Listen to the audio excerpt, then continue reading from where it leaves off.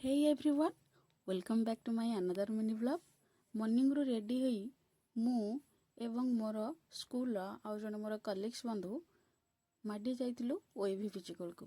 କାହିଁକି ନା ଆମର ସେନ୍ସସ୍ 2027ର 3 ଦିନିଆ ଟ୍ରେନିଂ ଓଏଭି ଫିଜିକାଲରେ ପଡ଼ିଥିଲା। ସୋ ଆମେ ମିଶିକି ଦୁଇ ଜଣ ମୋ ସ୍କୁଟିରେ ଯାଇଥିଲୁ।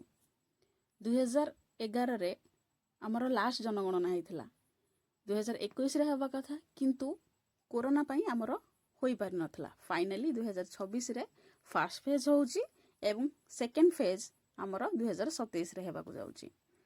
ସେଇ ସେନ୍ସସ୍ ପାଇଁ ଆମେ 3 ଦିନିଆ ଟ୍ରେନିଂ ନେବାକୁ ଯାଇଥିଲୁ ଆମ ସ୍କୁଲର 4-5 ଜଣ ଷ୍ଟାଫ୍, ଏବଂ ଏହାର ଭେନ୍ୟୁ ଥିଲା ଓଏଭି ପିଚୁକୁଳି।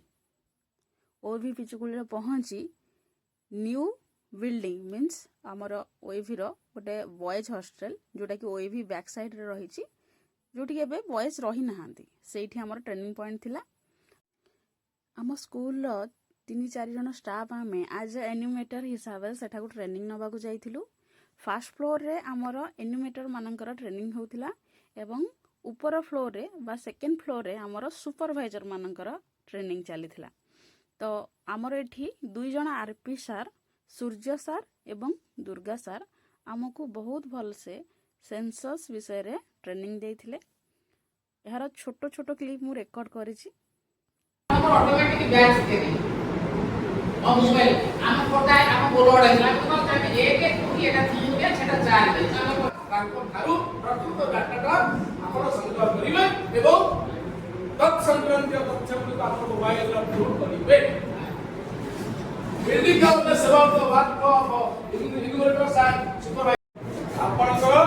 सिंसियरिटी आपनकर जो श्रम समय निश्चित ये no need to carry heavy issue तापर जो आको बैक काटले आपन जो मोर आंसर दबा भी का आग्रह नहीं काम करिया नेक्स्ट।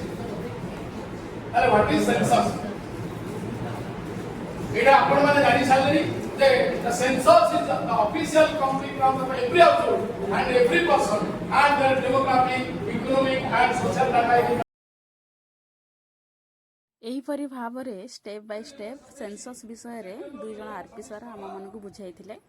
एन्यूमेटर माने मीन्स 50 जण आमे सेठी प्रेजेंट थिलु, जो माने अलग अलग स्कूल टीचर माने आसीथिले ट्रेनिंग नंबा पाई। स्पेशली आम स्कूल तो 4-5 जण स्टाफ आमे जाइथिलु। एबे फाइनली हमरो लंच ब्रेक हे जाइथिला।